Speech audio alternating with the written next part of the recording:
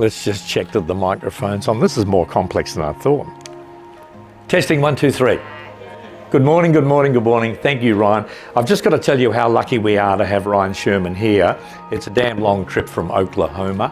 What Ryan didn't say, and he didn't have to say it, his biggest project in the last 12 months has been working exclusively with Dr. Robert Hogan, who is now 85, and we're doing a complete re-engineering of the 3 core personality assessments. So massive changes coming. They'll be launched in the middle of the year. The HPI, if anyone sort of thought, what does that good attachment mean? Or other little bits and pieces, I can promise you, Hogan is already the gold standard. It's now going to be the platinum standard. So who's excited about the changes? Hey, yeah, I can't wait. Now, I want you, I don't have much energy. I'm really a low-key, introverted sort of guy. So I want to get some energy in the room. So put your hand on your heart and repeat the following words after me. I promise to show passion, to have fun, and to build better leaders. That's what we're all here today to do. Now, I read the Harvard Business Review. I've got the last 2 copies that have come out over summer. On the front cover, what does your company really stand for?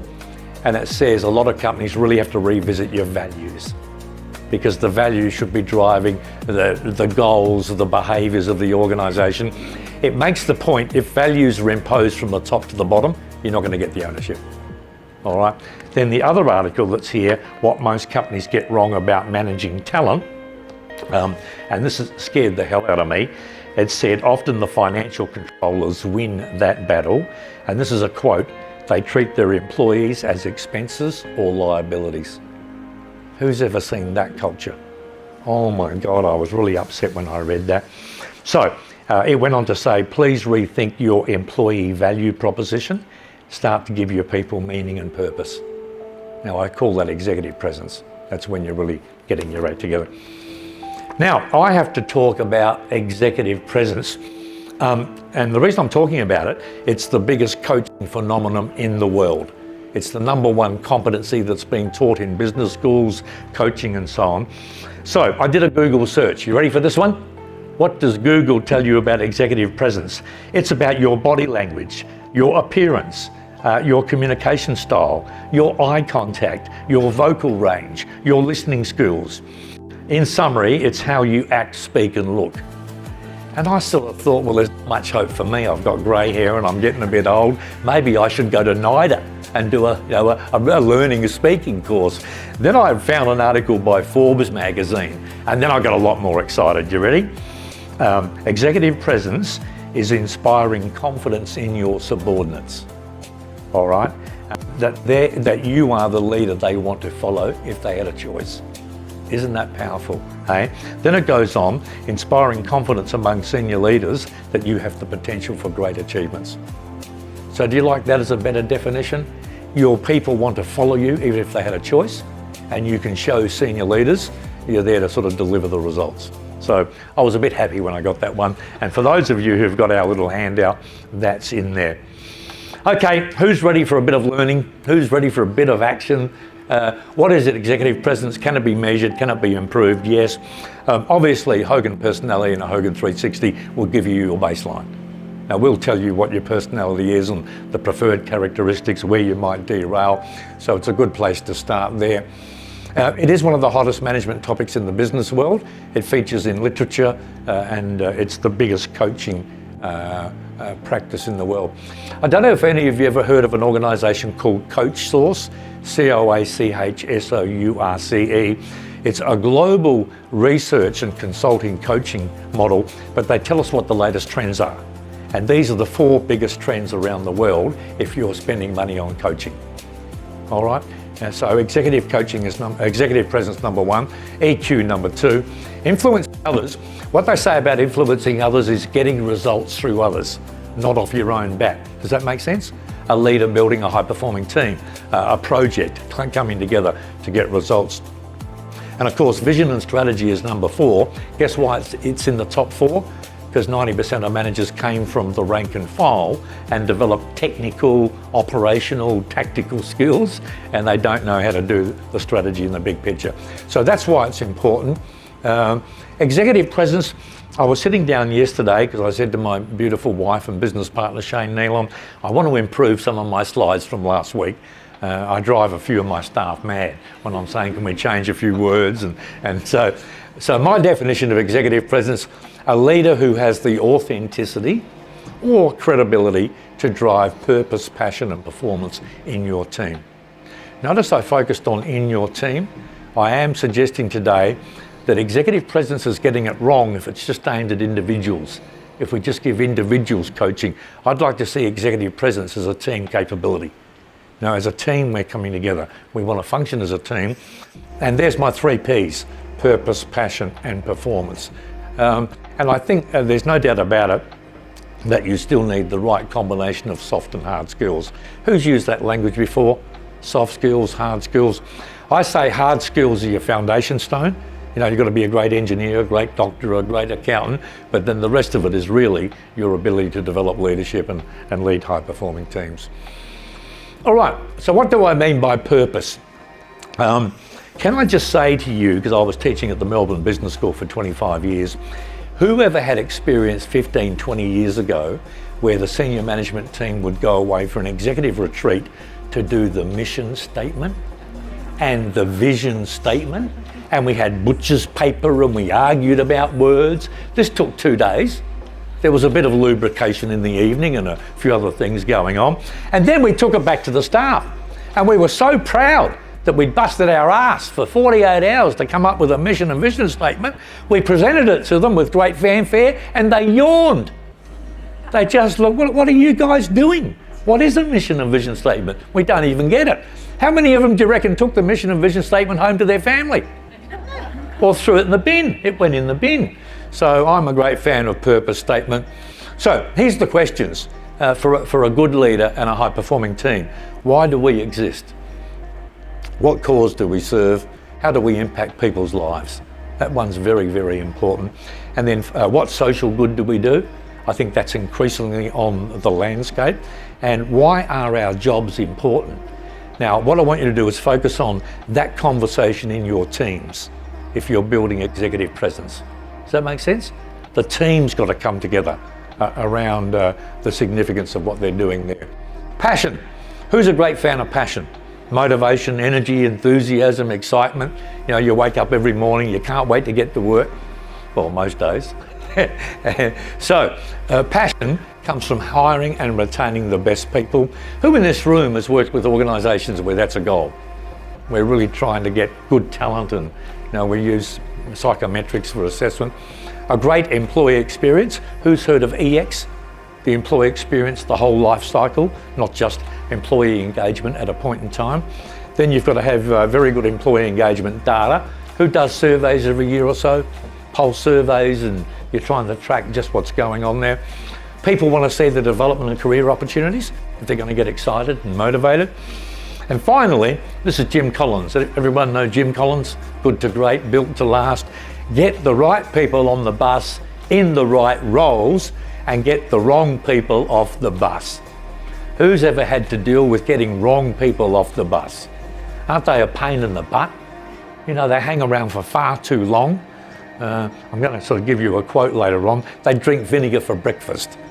They suck lemons for morning tea, just so they have a complaining disposition. Who's ever seen one of those people? 2 hands if you've seen 2 of them. A leg up as well if you've seen 3 of them. All right, all right. So if you can do that, I think you're going to build a very inspired team. And then performance. Ultimately, all teams exist to perform. Is that true? You know, that's why you have a team. A team's got to have a purpose. What are we here to do? So employees understand the strategic plan. Most companies these days are having a 3-year strategic plan. You've got to be agile, you've got to be nimble. You can't lock in a 10-year vision. It's got to be just more flexible. So people need to understand the big picture. Then you have the 1-page, 1-year plan that gives you a laser focus. I've been working with clients for 20 years. For God's sake, give me your 1-page business plan. Less is more. Don't waffle. What are the 4 to 6 key result areas or critical success factors? I even say to clients, what does winning look like? Oh, we can tell you what winning looks like. It would be 1, 2, 3, 4. There's your business plan. There's your 1-page plan. That's it, if you know what winning is. Managers communicate the plan 7 times in 7 ways. I've seen many CEOs go out and do a roadshow. Town hall meeting, call it what you want. They say it once and they never say it again for the next year. Water off a duck's back. Employees actually think that was a cynical roadshow. No, we really didn't sort of get it repeated. So managers have to be good communicators. Teams have to focus relentlessly on their KPIs. Don't people feel like it's good to be part of a winning team? I want to be a successful team. And the balanced scorecard, financial, people, customer, operational, and what's been really good in the last 3 years, social good, has now crept into the balanced scorecard. So you should think about the plans you have. Do they cover those 5 key areas? All right, people and business analytics at PBC. We've got some amazing research people, some pretty good consultants too. And we love working with clients that want to understand analytics. Here's our model. Leadership drives engagement and engagement drives performance. So let's measure the impact of the leader. What's their 360 say about them? Let's measure the team they lead. We do have a high-performing team assessment. We can tell you how the team is going. Let's measure the employee engagement. Let's measure the bottom line results. So it starts with having purpose. Now your purpose could be the business plan, the strategic plan, the purpose statement, the key result areas, the 4 or 5 elements of what does winning look like. Use that to drive passion with your people. Get your people excited and motivated. Tie it to organisational outcomes, outputs, key result areas. And if you can do that, you're, I think, going to get sustainable results that are sustainable, not just a flash in the pan, not just a one-off, but here for the next 3-4 years. And I think you've got a good chance of being an industry leader. So that would be a model that I would sit down with executive teams and say, if we're going to deliver executive presence and really have some transformation going on in your business, that's what we need. Okay, executive presence teams. When I was thinking yesterday, because we had the road show to New Zealand and Melbourne, I was exhausted on Saturday, but yesterday my brain started kicking in again, and you always think about changing a few slides, even though one day my staff are going to kill me. So here's my little thought bubble for you. I actually think that executive presence, being the #1 coaching competency in the world, is focused far too much on individuals. Individuals getting a coach for 6 months, individuals getting a coach for 9 months, individuals not having to report to their boss what they're getting out of the coaching. I would rather see, in addition to individual coaching, a team approach. The team is the unit of performance. The team is either functional or dysfunctional. So let's talk about the team. Do we use personality profiles to understand each other? Do we all do 360s and share them? Do we do a team diagnostic, team strengths and team weaknesses? So I think executive presence, the next trend will come in the next few years, that we're really focused on building high-performing teams, not just high-performing individuals. Does that make sense to anyone? Too often leadership programs are about individuals or high potentials, and all of that's good, but we ignore teams. We just don't take teams. So you've got to get team 1 sorted, where the CEO is the leader of the team, then you've got to get the next level, teams 2 sorted. And remember Patrick Lencioni, you're all familiar with Patrick Lencioni, the 5 dysfunctions of teams. He says teams can be shocking, teams can be horrible, teams can be dysfunctional, broken, toxic, teams can be medium, okay, reasonable, and on the other hand, teams can be great, awesome. I spend my life working with teams, pretty much at the C-suite. Who's ever seen a dysfunctional team? You can have 2 hands, yeah, good, keep those hands going up. What did that feel like? What did that do to your engagement and motivation? What did that do to your inspiration? Did you sort of think about time to look for another job? What about a mediocre team? You go, yeah, it's okay, but we could do better. Now, my next question, who's ever worked for a great team? And how did that feel? Hey, did that really get the best out of you? Did that give you a spring in your step in the morning? Were you engaged in giving discretionary effort? Did you share that enthusiasm with everyone? So, executive presence, putting on the purpose, the passion and the performance, I think is the key to taking teams from good to great to awesome even. Okay, high-performing teams. I mentioned that I'm a fan of high-performing teams. Bob Hogan is a master of coming up with beautiful one-liners. He's so pithy, he's so succinct. Ryan Sherman gave you an example, getting along and getting ahead. Just don't underestimate the power of that. What if teams don't get along? What if teams are not achieving their results? So it sounds simplistic, but getting along would be high adjustment and high interpersonal sensitivity, and getting ahead would be the ambition. If you start to use that capability in a team. And even if you don't have that, it can be a learned behaviour, because the best leaders are the best learners. All right, so here's a Peter Berry quote. You ready for a Peter Berry quote? I've got 3 or 4. Leadership is about results. Teams deliver results. Judge the leader by their team. Who likes that one? Yep. I have very successfully put that to CEOs or leaders of senior teams or project managers. I swear to God, for some of them, there is a light bulb moment when they get that construct. Because guess what? Their whole career has been about them, their own individual reputation, their own brand. You know, because we taught them in the late 20s, you're a fantastic graduate, you'll become a manager soon, and so on. So push that line, will you? Just make sure you... All right, so why is leadership important? This is the philosophy of PwC, it's the philosophy of Hogan. We do love working with Ryan and Dr. Hogan. Leadership drives engagement, and engagement drives performance. Does that intuitively feel right to you? Does it's sort of, you know, so why wouldn't we be measuring and improving leadership effectiveness if there's a causal link to engagement and a causal link to performance? We work with Shell. They have this model. I'm going to show you their model in a moment, and that model is generating superior bottom line results.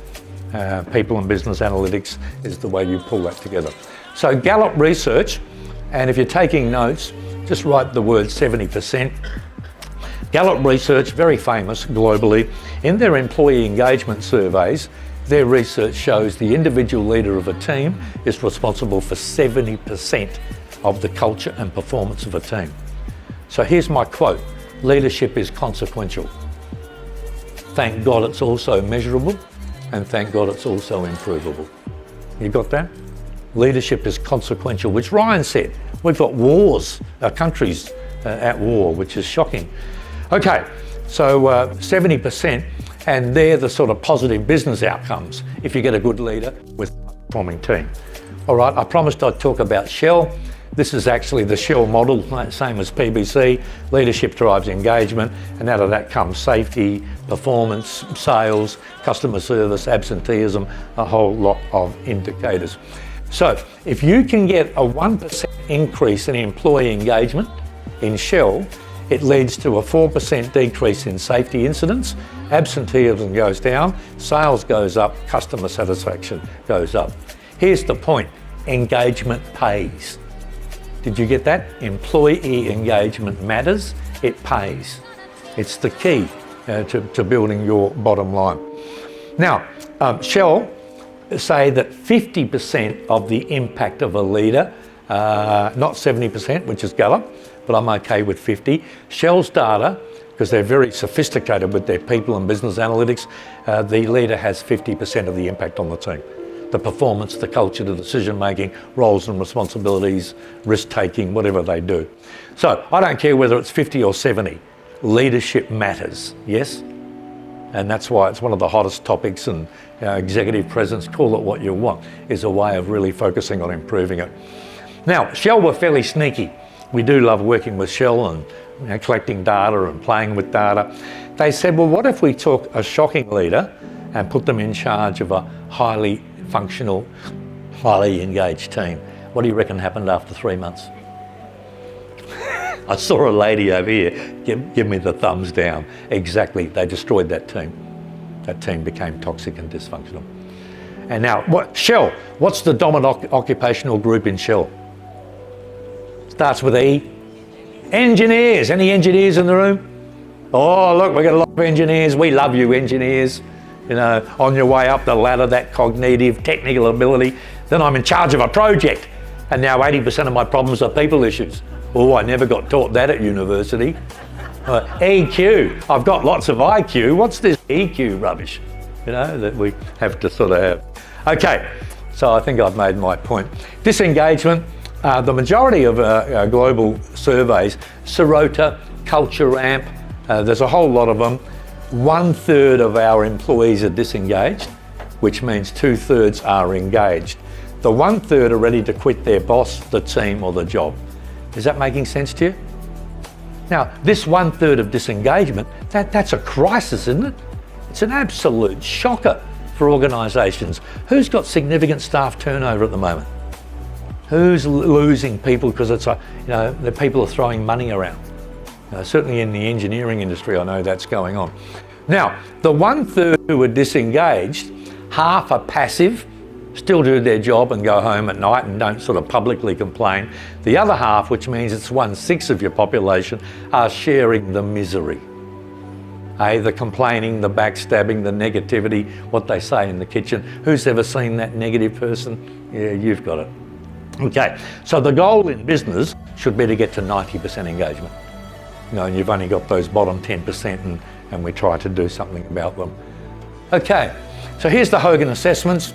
Blue is your values, yellow is your positive behaviours, red strengths becoming derailers. Dr. Hogan turns 85 this year. He's a legend, the world's greatest business psychologist, and Shane and I are very lucky that we're close to him and his wife, and we're going over to the States in June to spend some time. If Dr. Hogan was here, he would say blue is what you want out of life, yellow is how you go about it, red is how you stuff it up. All right. Now, I'm not a psychologist. That's why I have Ryan Sherman on the stage to make me look good. He can cover all the technical, academic, tertiary stuff, and I just call it out in plain English. But does that resonate? I think you've...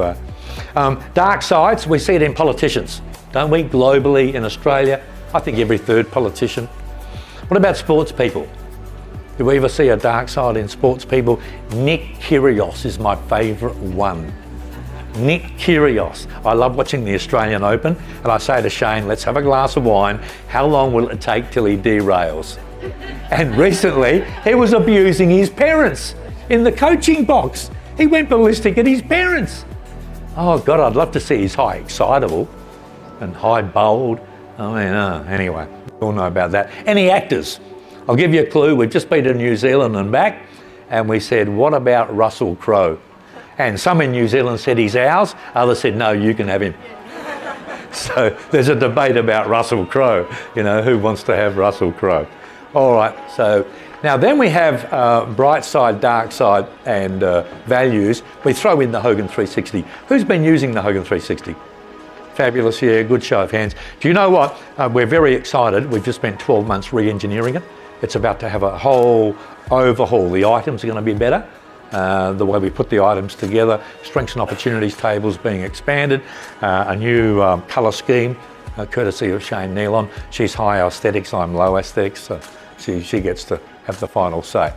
All right, so here's the point, and I'm going to make it in a moment. The 3 personality assessments is the private you, the you below the waterline. The 360 is the public you, the you above the waterline. And together, it's the most cost-effective way of collecting performance data about an individual for a leadership program or for coaching. All right, I think I've got more to say about that. Now, personality assessments without the Hogan 360 is only half the jigsaw. Why? You take a person's personality data, all you can do is predict behaviour. Does that make sense? The yellow one will tell you, yeah, righto. The red, you see a couple of big reds and you say, well, I hope that excitable's under control, or skeptical's not getting you too much of a harsh reputation. But we can only guess whether that behaviour is on display at work. We don't know. You give me the 360 and then I say, put personality and 360 together. You ready? No place to hide. You've got all the performance data you need about someone. And can I just say to you, the 360 is measuring your reputation at a point in time. Your reputation is the key to career success. So why wouldn't you use your 360 to do a development plan and become the best version of yourself? Because that's your career on the line. Okay, that's what Dr. Hogan says. Combining data, you get the private and the public person. Okay, here's our research. We took C-suite executives in our database of 29,360s, and we said who of these C-suite people were at the 75th percentile. 4 characteristics: they're achievement focused, they're strategic, they're inspiring, and they're emotionally intelligent. Inspiring and emotional intelligence is getting along, achievement focused and strategic is getting ahead. Does that make sense? That's what C-suite leaders with great 360s. You'll get a copy of Ryan Sherman, but we want to share in a very public way our research and our data. And then that's the getting ahead. So the achievement focused person is looking for results. The strategic person is thinking longer term and being a bit innovative. Now, brand new research. I've got to thank Dr. Lynn Cruikshank. She's just a genius with research, and it helps make people like me look good when you have to present to an audience. We recently said, let's take the top 10% CEOs in our database, the bottom 10% CEOs in the database. Remember, I'm now showing you CEOs. This is CEO data, all right? And we have a strengths table at the back of the 360 where you get 26 strengths listed from high to low depending on the weighted votes. So the top 10% of CEOs who are achieving like 90 percentile scores, their number 1 strengths: strong leadership skills, visionary, strategic, motivates and inspires others, builds effective relationships. That's what the very, very best CEOs do.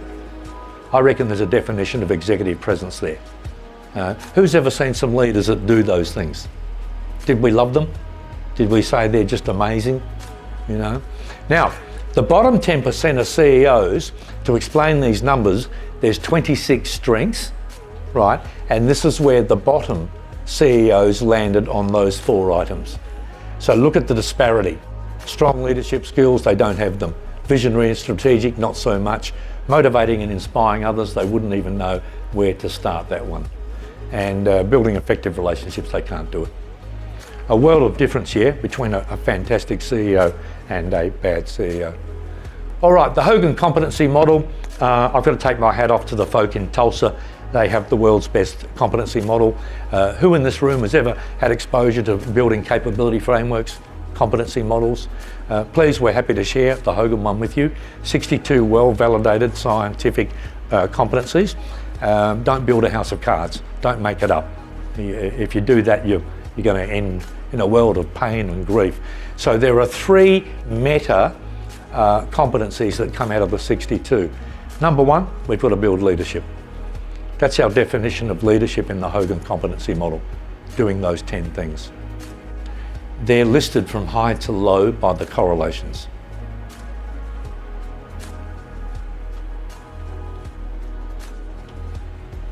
Interesting. My definition, if I had to sort of break that down, leading and developing people to achieve strategy and goals. That's what that one is. Then we have EQ. I just love EQ. And they are the 10 highest correlations from the 62 competencies with adjustment and interpersonal sensitivity. The previous one was ambition. All right, so that's an EQ person. 2 elements, I think, are building relationships and being positive and handling stress. So it fits with Daniel Goleman's model. Now there's a 3rd competency called conscientiousness, where the correlations are with prudence. And Ryan touched on that earlier.